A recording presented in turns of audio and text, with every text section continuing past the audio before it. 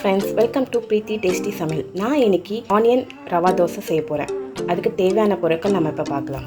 First வந்து rava 1 cup எடுத்துக்கோங்க, மைதா 1 cup, அரிசி மாவு 1 கப்பு, பச்சை மிளகாய் குட்டியாக நறுக்கி வச்சுக்கோங்க, 2 கொத்து கருவேப்பிலை, 2 டீஸ்பூன் தயிர், தேவையான அளவுக்கு உப்பு, 2 டீஸ்பூன் மிளகு, 1/2 டீஸ்பூன் சீரகம்.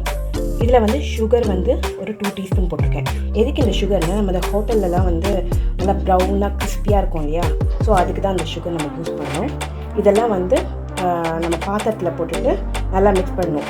ஆனால் நம்ம இந்த ரவை மட்டும் இப்போ எல்லாமே 3 கப்பு நம்ம எடுத்து வச்சுருக்கோம் இல்லையா, இந்த ரவா மட்டும் ஒரு 1/4 கப்பு தனியாக எடுத்து வச்சிடணும். அது எதுக்குன்னு நான் உங்களுக்கு அப்புறமா சொல்கிறேன்.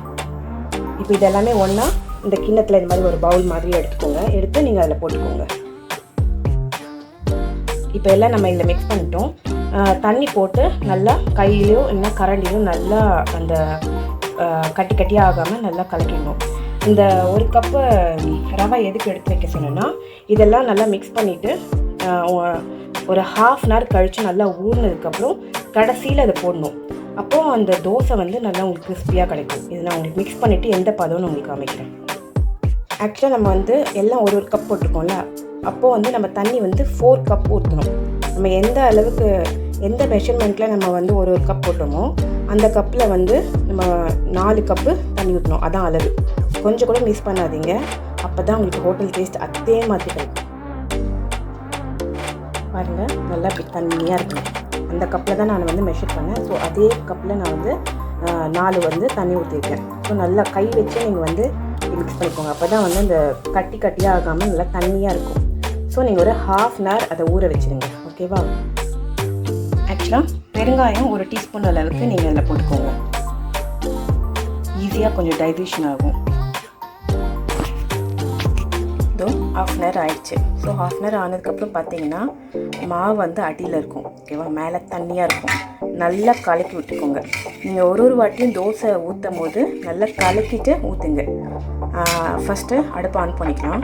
இந்த ஸ்டேஜில் நீங்கள் அந்த 1/4 கப்பு ரவா போட்டுக்கோங்க. போட்டு நீங்கள் நல்லா மிக்ஸ் பண்ணிக்கோங்க. கல் போட்டுட்டு எப்போவுமே வந்து கல் சூடானதுக்கப்புறம் சிம்மில் வச்சு தெளிச்சுட்டிங்க அப்படி வரும் பாருங்க.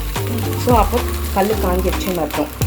ஸோ அந்த ஸ்டேஜில் வந்து ஃபஸ்ட்டு நீங்கள் ஆயில் விட்டுக்கோங்க, 1 டீஸ்பூன் சுற்றி விட்டுக்கோங்க. இந்த ரவா தோசைக்கு வந்து மேலேருந்து ஊற்றணும். எண்ணெய் போட்டோன்னா ஃபஸ்ட்டு ஆனியனை வந்து இப்படி சுற்றி போட்டுக்கோங்க. அதுக்கப்புறம் நல்லா ஒரு வாட்டி நீங்கள் தோசை ஊற்றும் போது நல்லா கலக்கி விட்டுக்கோங்க. ஏன்னா அடியில் வந்து கட்டியாக நின்றுடும். ஸோ நல்லா மேலேருந்து பிரித்து விடணும். அப்போ அது அங்கங்கே அது படும். தேய்ச்சிலாம் விட்டுடாதீங்க. மேலேருந்து இப்படி ஊற்றுனீங்கன்னா இப்படி வரும்.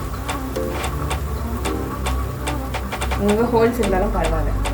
ஸோ இந்த ஸ்டேஜில் கொஞ்சம் மீடியம் ஹை, ரொம்ப ஹை வைக்காதீங்க, திஞ்சிரும். ஸோ இந்த ஸ்டேஜில் நீங்கள் வந்து கீ இருந்ததுன்னா கீ போடலாம். என்கிட்ட இப்போ பட்டர் இருக்குது. நான் ஆனால் இப்போ ஃபஸ்ட்டு தோசை வந்து ஆயில் போடுறேன். ஃபஸ்ட்டு ஆயில் போடுங்க, அடுத்தது பட்டர் வந்து இப்படி நடுவுது. ஸோ சிம்லே, ரொம்ப சிம் இல்லை, அதான் மீடியம்.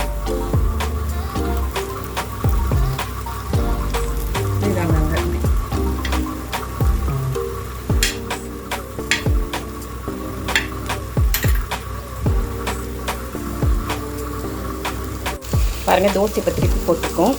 இது மாதிரி தான் அங்கங்கே ஹோல்ஸாக இருக்கும். ரவா தோசைக்கு அப்படி இருந்தால் தான் நல்லாயிருக்கும்.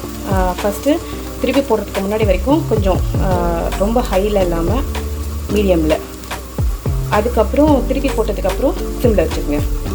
ஒரு 5 மினிட்ஸ் அப்படியே அந்த எண்ணெயில் முருகும். அதுக்கப்புறம் சர்வ் பண்ணிடுங்க. இதோ ஃப்ரெண்ட்ஸ், நம்மளோட ரவா தோசை ரெடி ஆகிடுச்சு. நான் வந்து சாம்பாரோட சர்வ் பண்ணியிருக்கேன். நீங்கள் இதோட உங்களோட ஃபேவரட் சட்னிஸ் வச்சு நீங்கள் சர்வ் பண்ணலாம். நல்லா அருமையாக இருக்கும். டேஸ்ட்டு ஹோட்டல்து மாதிரியே உங்களுக்கு கிடைக்கும். நீங்கள் வந்து மறக்காமல் ட்ரை பண்ணுங்கள். எப்படி இருந்ததுன்னு எனக்கு கமெண்ட் பண்ணுங்கள் எங்களோட சேனலில். அதுக்கப்புறம் லைக் பண்ணுங்கள், ஷேர் பண்ணுங்கள், மறக்காமல் சப்ஸ்கிரைப் பண்ணுங்கள். தேங்க்யூ.